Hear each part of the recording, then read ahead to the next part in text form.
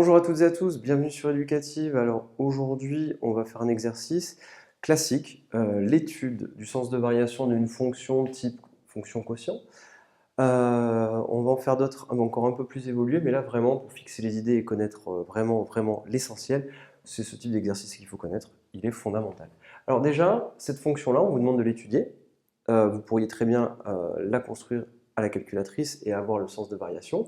Et la question, c'est ici, donner le sens de variation, donc le tableau de variation, c'est ça qu'on vous demande. Alors déjà, avant de commencer l'étude, on va regarder si l'ensemble de définitions de cette fonction, c'est-à-dire est-ce que cette fonction est définie sur un intervalle spécifique ou pas, est-ce que le dénominateur s'annule?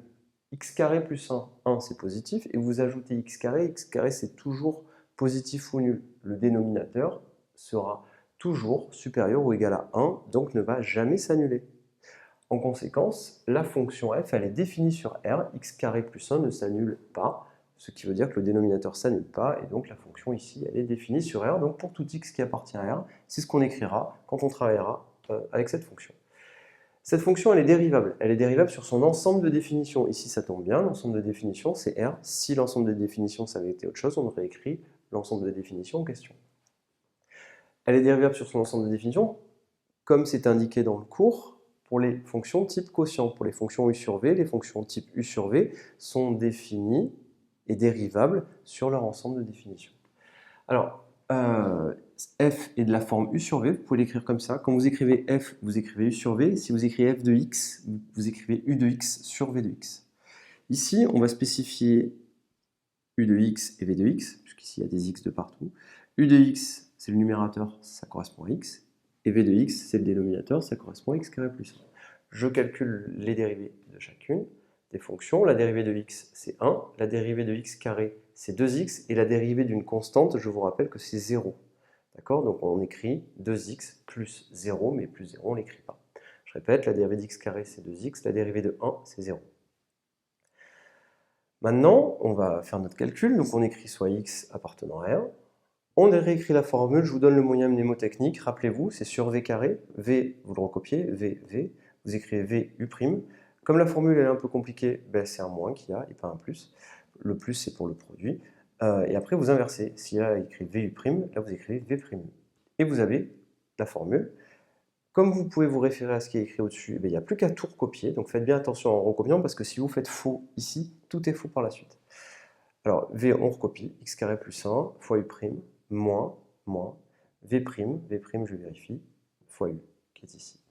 À cette étape-là, je vous conseille de recopier, je vous conseille d'appuyer avec les doigts pour être sûr que v, vous avez bien recopié la bonne chose, et ainsi de suite, sans quoi tout est faux. C'est là qu'il faut vraiment faire attention.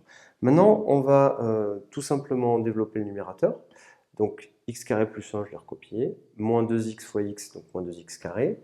X carré moins 2x carré, ça fait moins x carré plus 1. Et au dénominateur, il y avait quoi? Il y avait v carré, donc c'était x plus 1 au carré, x carré plus 1 au carré. On ne le touche pas parce qu'on se rappelle que quand on veut travailler avec les dérivés et qu'on veut étudier le sens de variation d'une fonction, ce qui nous intéresse, c'est le signe. Comme c'est le signe qui nous intéresse, 1 carré, c'est toujours positif. 1 carré, c'est toujours positif, donc on le laissera tel quel. Pourquoi? Parce que ça, c'est pratique. On sait que le dénominateur est positif, strictement. Maintenant, on se retrouve avec ceci, et je vous rappelle que pour avoir le sens de variation d'une fonction, il faut étudier le signe de la dérivée. Signe de la dérivée. Donc, x carré plus 1, pas de problème. C'est positif. Par contre, 1 moins x carré, je vous ai dit quoi dans la dernière vidéo? Je vous ai dit qu'il faut factoriser. Donc, quand vous avez une fonction dérivée qui est type quotient, le dénominateur, c'est 1 carré, ce sera toujours positif. Et le numérateur, il faut le factoriser. Toujours pareil. Numérateur, vous factorisez. Et donc là, on peut le factoriser, c'est une intermarquable. 1 moins x carré, c'est 1 au carré moins x au carré. 1 moins x fois 1 plus x, tout simplement. Donc ce qu'on va faire, c'est qu'on va faire un tableau de signes pour toute cette quantité-là. Et ça, étant donné que c'est, je vous le rappelle, hein, c'est f' de x, dès qu'on aura le tableau de signes de cette quantité, on aura en fait le signe de f' de x. Et là, on pourra en déduire le sens de variation de la fonction. Alors ici, j'ai fait le tableau de signes, et on va le compléter ensemble, de cette quantité-là.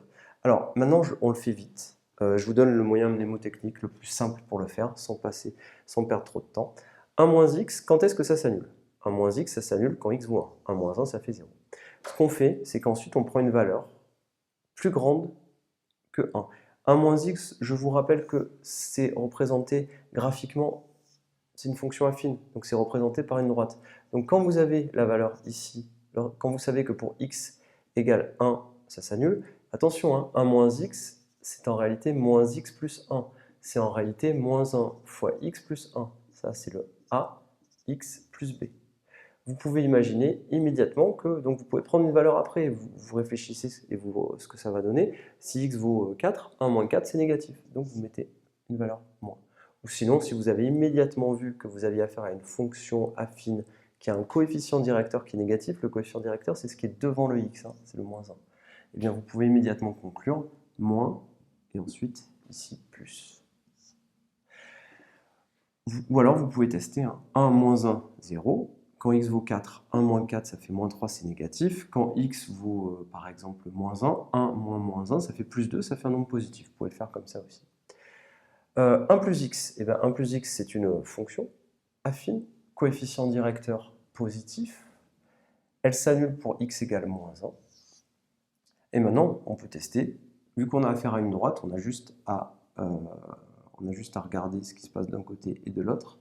Qu'est-ce qui va se passer pour x égale 4, par exemple? Eh bien, on aura affaire à un nombre positif. 1 plus 4, ça fait 5, c'est positif.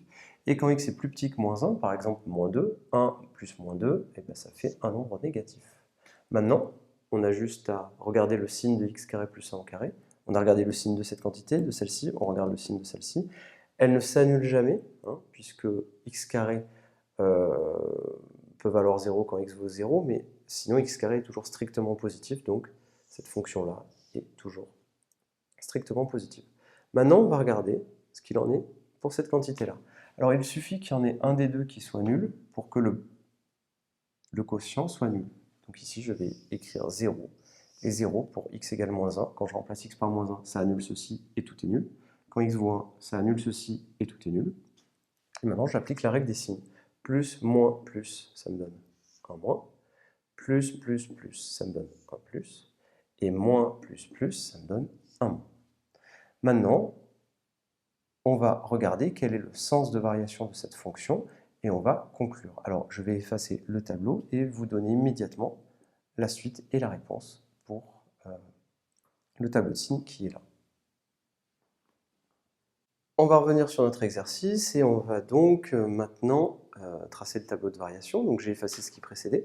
Les variations, eh bien quand f' de x, hein, c'était la quantité qui était ici, j'ai effacé la valeur, mais c'était 1 moins x fois 1 plus x sur x carré plus 1 au carré. On a le signe de f' de x, et donc d'après les propriétés qu'on a vues dans la leçon, quand la dérivée est négative, la fonction est décroissante. Quand la dérivée est positive sur cet intervalle-là, sur moins 1, 1, la fonction est croissante. Et quand la dérivée est négative sur l'intervalle qui est ici, eh bien la fonction est décroissante. On a fini l'exercice, on a le sens de variation de la fonction sur R. Sur l'intervalle moins l'infini moins 1, la fonction est décroissante. Sur moins 1, 1, elle est croissante. Sur 1 plus l'infini, elle est décroissante. Voilà ce qu'il faut savoir faire, c'est l'exercice classique qu'il faut maîtriser. Juste pour remarquer, quand vous devez remplir cette partie-là du tableau, vous pouvez le faire de votre côté au brouillon, par la méthode qui vous plaît, soit par le calcul, soit en utilisant une fonction affine, soit en faisant un schéma, soit en remplaçant de tête. Ça marche aussi bien en pratique, on le fait de tête, ça va très très vite. Je vous remercie et à très bientôt sur Éducative.